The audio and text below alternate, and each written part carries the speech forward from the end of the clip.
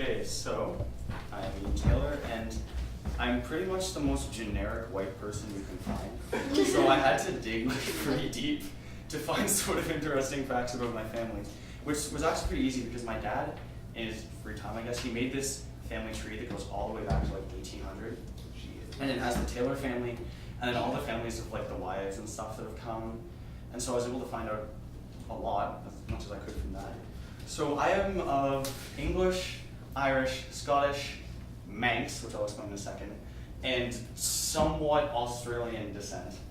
And if you want to know what Manx is, there's this tiny little island, I think it's even smaller than PEI, off the coast of Britain, called the Isle of Man, which it's not really a country, it's like kind of how Puerto Rico is to the States, where it's like sort of a part of England, but not really. Anyways, and some of my family way back on my great-grandmother's side is from there. And then I'll explain the Australian when I go back. So my dad is Paul Taylor, and my mom is Tammy Hume. And they met in 1992 at a volleyball party. I don't know if most parties are volleyball, but that was it. And then my mom was dating my dad's current best friend at the time. I don't know if he knows that. But and so she met my dad, and he's a really nice guy. I guess he was back then. And then and so they were like, wow. And then a couple months later, my mom broke up with Jamie, was the guy's name who she was dating. And she basically called my dad up right after that. So my dad was kind of a rebound, I guess. So that's that. And then they got married in 1997, and then they had me in 1999, and my brother in 2001. And then, so I'm just going to basically go from here. Both were just Canadian. They'd been here for a while. So on my dad's side, there's my grandpa George Taylor and my grandma Barbara Haley. And they met, okay, my grandpa had like a lot of sisters. For some reason he had like 6. And then Barbara was one of his sisters, just like girlfriend, not literal girlfriend, my girlfriend kind of. And so she came over, and he was, I think he was about 5 years younger than her, and he was just, wow, pretty girl. And then so he kind of approached her, and then they hit it off. And I never actually knew my grandma, because she died like 2 years before I was born, and I don't know why. I'll have to ask my dad about that. But yeah, and so going back further, my great grandpa was also George Taylor. He just had different middle names. My grandpa was George William Taylor, and my great-grandpa was George Anthony Taylor. And so George Anthony Taylor, my great-grandpa, was actually from England. And he came over to Canada to work on the railway, which was like a big thing around the 1910s. You learned that in history class. And he met my grandma, whose name is Catherine Mary Conway. And she had actually come from Ireland. I don't exactly know why, I think it was just her whole entire family was moving over here. And so they met, and they had all the daughters that I talked about before, and my grandpa. And actually, they had one daughter named Lorraine, and my great-grandpa, was going to Halifax in 1917 to work on the railroad there.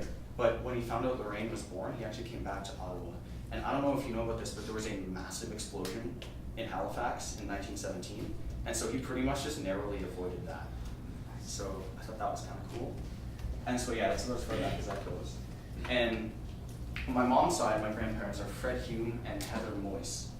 And they met actually, they were at some like bar or something in the late 1950s, and my grandpa and his friend were in the army, and my grandma and her friend were there, and they approached them and said some old-time variation of, "Hey, shawty, let me buy you a drink." And then, so they ended up, they would proceed, they were supposed to go on a double date, actually. My grandpa was supposed to go with my grandma's friend, and vice versa. But what happened is, they were supposed to pick, my grandma's friend was supposed to go to her house, and then my grandpa and his friend was supposed to meet them there. And it turned out my grandma's friend didn't come, and only my grandpa ended up going, and so he was like, well, we gotta make the best of it somehow, let's go on this date. And so that's basically how they met. And my great-grandparents on my mom's side, from my grandpa, I don't actually know, because he was adopted, and so he has no idea who his parents are, but he's just finding that he has like a ton of brothers. Like he has like 7 brothers, and there's like a set of twins, and it's really weird, and he's finding them all around Ottawa, which is cool. But the people who adopted him were Edmund Hume and Gladys Rastier, I think is how you pronounce that, and they were actually Australian. they moved to Canada, so that's hence the sort of Australian that's on there. And the name Hume comes from, it's spelled with an L, a silent L, and the pizza places always call it Homemade, so you gotta correct me, and that's a pain. But anyways, Hume came because there was a certain group of people in England who the king or someone did not like. And so he sent them to Australia, because Australia for a while was basically the worst people in Britain on like one island together.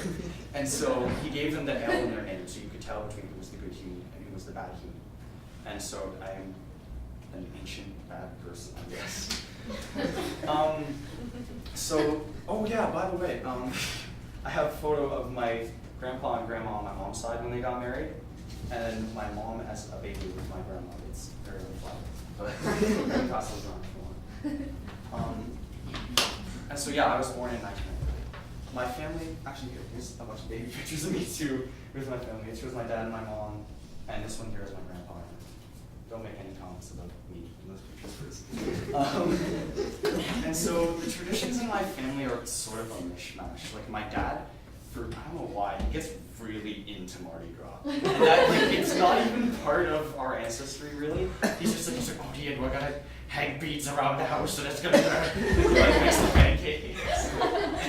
My dad listens to This is like your dad actually talks like that. Sure, that's how my dad talks. That's why I get my beautiful Sandy voice. But yeah, and so the only tradition that's kind of old that we really maintain is every Christmas we get an orange in the bottom of our stocking, which is actually where the whole chocolate orange thing comes from, that we get like a little orange. And I used to hate that when I was little. And it was because Bishop Nicholas, who Santa is based off, I guess it's Nicola. Anyways, there was a father who had 3 daughters, and they were very poor in this legend, and they couldn't afford dowry, which was basically what you needed to get married. So he couldn't marry his daughters off. And so what Bishop Nicholas did is he came and he dropped 3 bags of gold down the chimney. This all ties into Santa Claus, basically. So he dropped 3 bags of gold down the chimney, and they landed in the girls' stockings that were hanging out, like actual stockings, not like red shot with fluff on them. And so they landed in there, and for some reason they turned into balls of gold. I don't know, that doesn't explain this, but just the power of Jesus Christ did or something. And then so the golden balls, the golden balls are symbolized by oranges today. And so that's where it comes from. There's a lot of variations of that, but that was the most coherent one I could find. And so I think that's it. On my mom's side, we don't maintain a lot of traditions. They're very rural Canadian though. Like, if you think of the most stereotypical Canadian person ever, that is my mom's side of the family. And so, but it's actually funny because my mom, every person, she had 6 sisters, they were all girls, and every cousin I have is a male. So there's like 20 guys that just hang out there on Christmas and Thanksgiving and whatever. And so we don't really maintain, like I said, a lot of traditions. There's basic things like, oh, we have a Christmas tree and whatnot, but there's not a lot of distinctly Irish or British things. Okay, so focused on, no one in my family is very musical for some reason. The only thing I know is that my dad played bongos in a joke polka band with his friends when they were in university. And he has stories about that, but I'm gonna spare you. And so this song, I decided to pick it for my Irish side because the Irish have like the most lively, fun songs. And this is a song, sorry. And it's called The Barley Mow. And I'm gonna want you guys to clap your hands, because drinking songs are a very communal thing. You got all the guys at the bar. So that's it. So that's what goes on. That is a statement. Okay, so can I get